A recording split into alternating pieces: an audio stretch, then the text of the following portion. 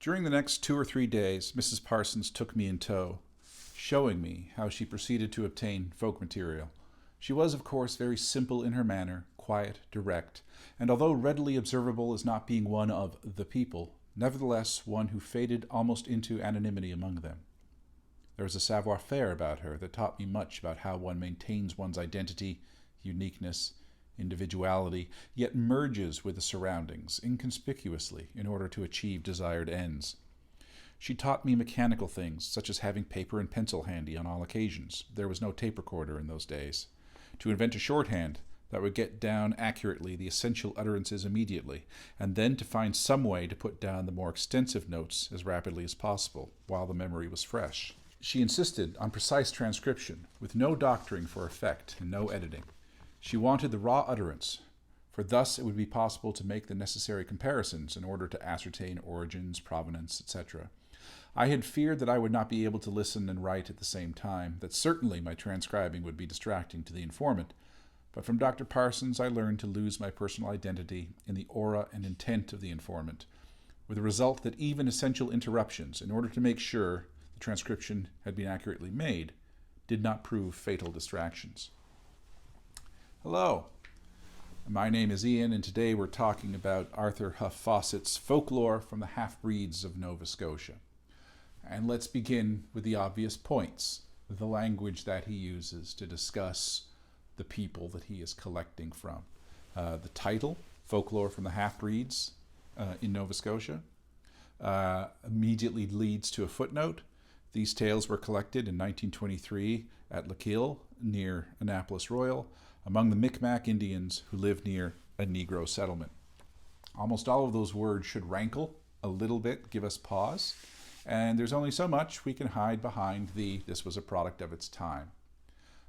This was the language of its time, and it is nevertheless at that moment just at that moment, when the language was beginning to understand itself as as potentially problematic. The time when anthropologists were starting to begin that process of reflexivity, even if their language had yet to catch up with it. Fauset is an interesting case. He was African American. He eventually went on to be the first African American to earn a PhD in anthropology. He had a successful academic career. His main works, I believe his PhD work, and subsequently much of his professional life had to do with the belief in urban in the American city and African American populations within the contemporary urban sphere. It's very influential in terms of religious studies as well. This was work that he did on almost as a historical fluke. He was taking classes with Frank Speck, the American anthropologist, who had, in one of his own ways, had revolutionized the study of anthropology in North America. He had done work in Nova Scotia among the Mi'kmaq and the Beothuk, the Beothuk of Newfoundland, and had published Micmac Tales of Cape Breton Island in 1915. And he taught at the University of Pennsylvania, and Fauset was one of his students. One day, Elsie Cluse Parsons came to give a talk. Elsie Cluse Parsons was another revolutionary anthropologist, an early feminist who entered into the field of anthropology. She was independently wealthy, and her independent wealth allowed her a leisure that was not offered to many people, let alone many women.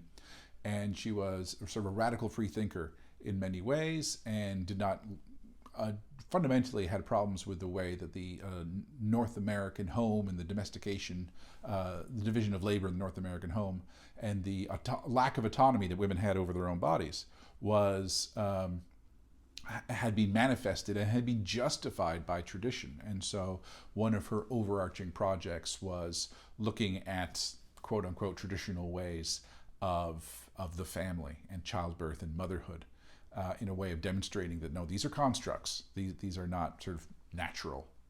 Any more than any other system is natural. These are social constructs. And she was planning a trip to Nova Scotia, and she wanted a graduate student. She wanted particularly an African American graduate student, to accompany her, so that the African Nova Scotian community could be collected from. She was interested in the Mi'kmaq community, and she produced two fairly significant articles for Journal of American Folklore as well. One, an ethnography of St. Anne's Mission, and one, a collection of tales. Speck was her accompanying student. So she did approve of him. She made him go through a test in collecting narratives in his own community before she would invest in him actually accompanying her, because he had never collected folktale before, but it proved he proved himself, and then he went with her. The work he collected was produced this one article, this rather eccentric, but I think still worthy of discussion article, and a monograph that was eventually the basis of not only his master's thesis in anthropology, but ultimately it became a monograph published by the American Folklore Society called Folklore from Nova Scotia, not to be confused with Folklore of Nova Scotia by Mary Fraser, that was published in the same year. And Folklore from Nova Scotia is a collection that's almost entirely of the African Nova Scotian population. But he produced this article as well. And this article is, it's this fascinating moment in the history of folklore scholarship. It is just on the cusp of...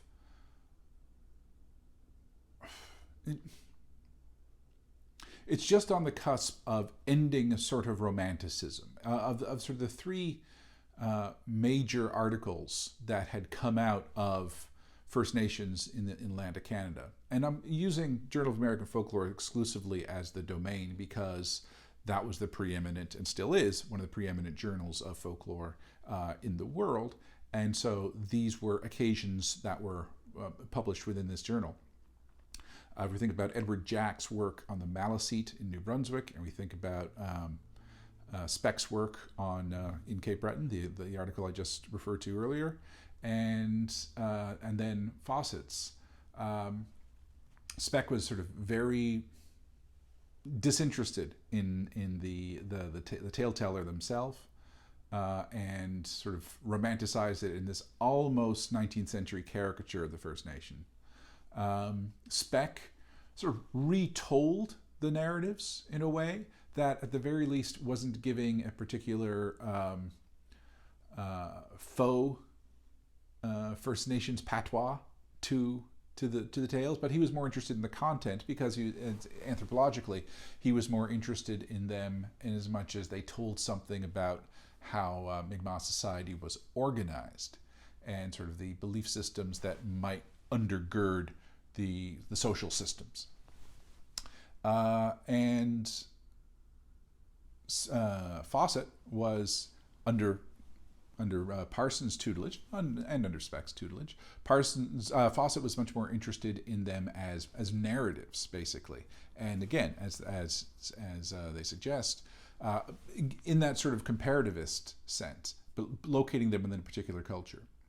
And then he comes across this community that might have confused him. Confused him in one of two ways, and that we haven't necessarily seen in up to this point many studies of communities that we might describe in sort of syncretic, that seem to have influences both of First Nations and African American or African Canadian, and he was also very fascinated, and one of his conclusions that he came to in Folklore from Nova Scotia is here you had, he came up to Nova Scotia expecting to basically come across transplanted African American narratives up to Nova Scotia.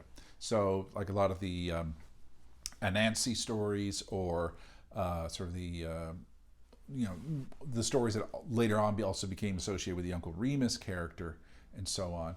Didn't find any of those. He basically found African Nova Scotia tinged versions of a whole host of different communities. So he kind of it upset his apple cart. So now he's looking at this particular community, which is basically, it's close to Bear River in terms of where he was located. And the stories are quite fascinating.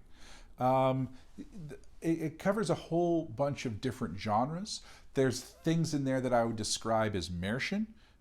There's oral history, there's legends, there's clearly things that are being told as jokes, very obviously jokes. They have the setup of joke. Tall tales, myths in terms of sacred narrative, like the Glooscap stories, strongman narratives, and religious tales. Just a real panoply of different forms are shown. And it's also one of the first instances that I've ever come across of someone actually collecting from a woman informant. So that says something, not simply the men of the community.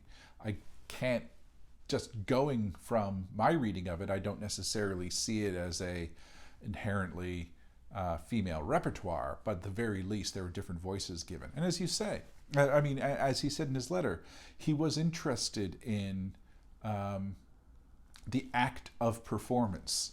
The discipline didn't necessarily at this point in North America have the theoretical underpinnings of what really comprised performance and its relationship and how it affected individual narrative. That the narrative itself was a unique occurrence, but they were starting to become interested in artistry, in the notion that the performer was at least doing something with the story, not simply mimicking what happened in the past. That there was some kind of creativity there. And that's one of the things that I think intrigues him in these narratives, and why he would consider them worthy of inclusion and worthy of dissemination, in that they do seem to be new creations, unlike some of the previous work that he was citing, Speck and Jack and Rand, who did a Legends of the Micmac book. These stories are ever so slightly more modern. They talk of guns. They talk of molasses. There's interactions with the white community, and white's often in sort of uppercase W, white. There's animosity towards the English and sort of a subtle respect for the French. There's contemporary concerns that aren't necessarily in there. There's also prominent features in terms of the centrality of the hunt. There's sort of the classic idea of the origins of geographic anomalies, and so once again the Glooscap stories come through and how they shaped and how his actions shaped the landscape. But located where they are in Annapolis Royal, so much of those have to do with the Bay of Fundy and Cobequid. It was really interesting where Glooscap starts in Newfoundland and then comes to Cape Breton and then basically around Nova Scotia. But most of his actions are located in, coincidentally, not too far from Annapolis Royal, where this was taking place. And so we're beginning to see these sort of tensions, these two different tensions that are in folklore study. You have, on one hand, collection, just collection for the sake of collecting. And there is nothing inherently wrong with collecting, because that is the raw data. That is the stuff. But the stuff you need to do something with. And there's two things that you can do with that stuff. Yes, there are two things that you can do with that stuff. And both of those ask an implicit question. And that is, all right, why this stuff? And one of the why this stuffs is much more genealogical. And that's sort of the comparative approach, and trying to come up with, find as many different versions as you possibly can, locate your specific version in a chain of authority that might sort of, it will look at its idiosyncratic elements and also look at the elements that it has in common with others. And then through this emphasis of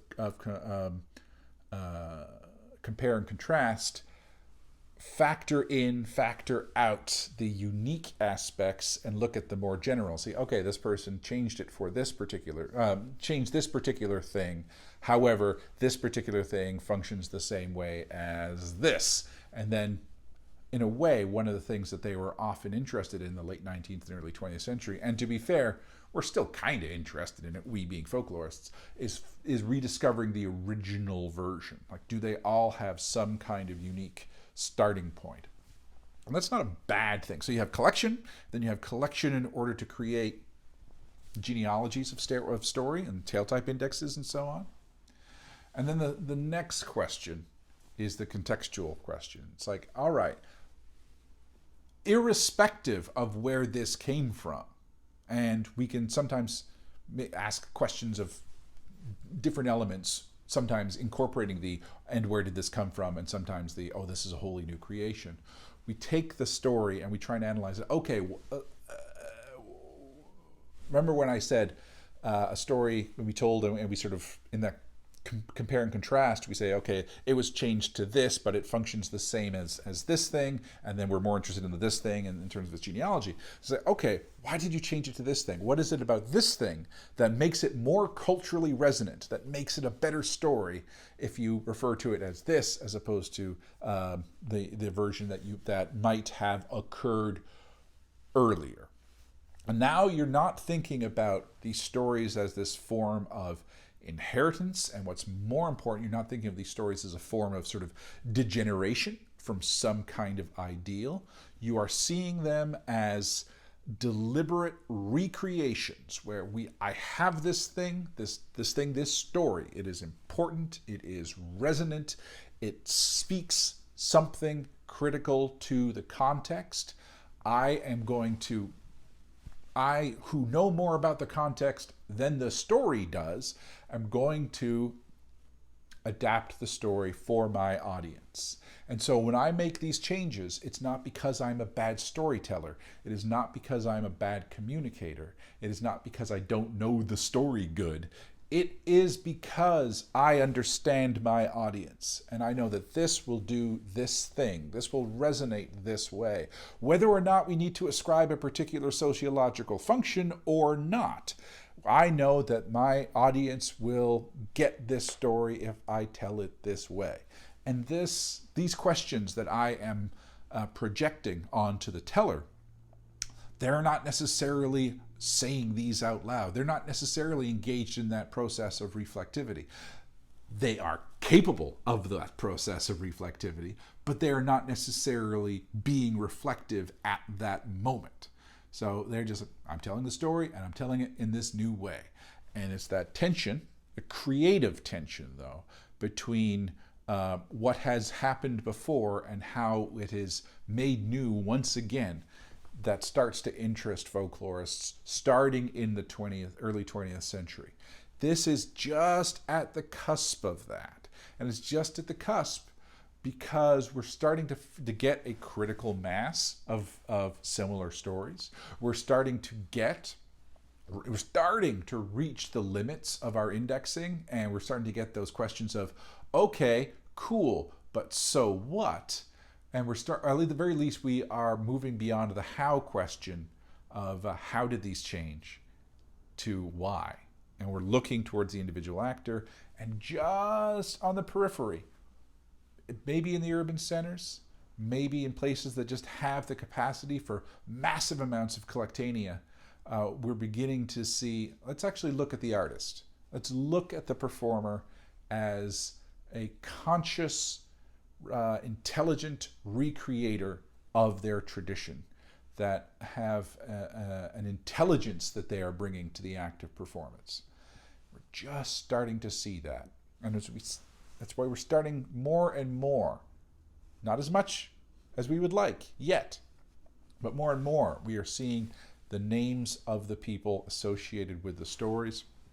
Pretty soon we're going to start having biographies of storytellers, and pretty soon we're going to have deep ethnographies of storytellers.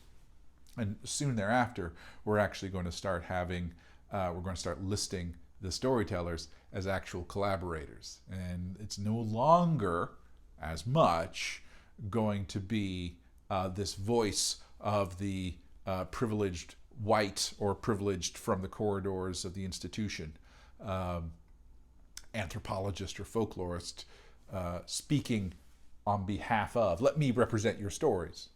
Or not even asking for permission in that demanding way. I'm representing your stories.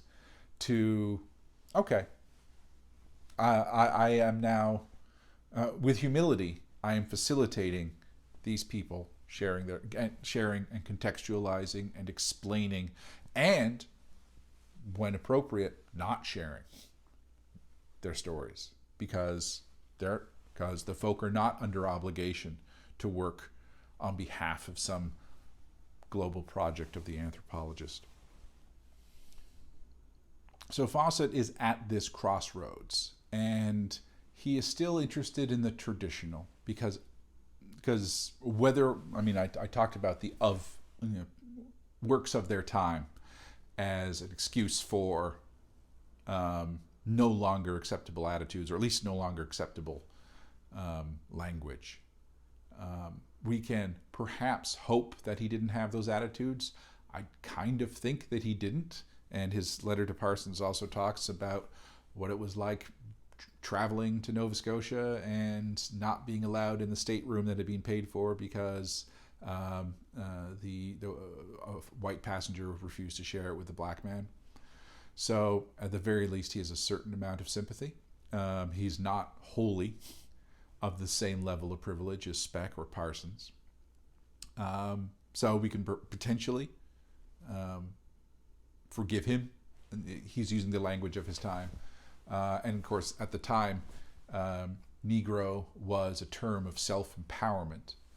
And it didn't have different connotations that it would subsequently have, or didn't have negative connotations. It was a powerful term that was associated with the rise of again, the Harlem Renaissance, and which Fauset identified himself later in life. One of the reasons we don't have a huge amount of understanding of this field trip is that Fauset's own records and his own archives didn't include anything from the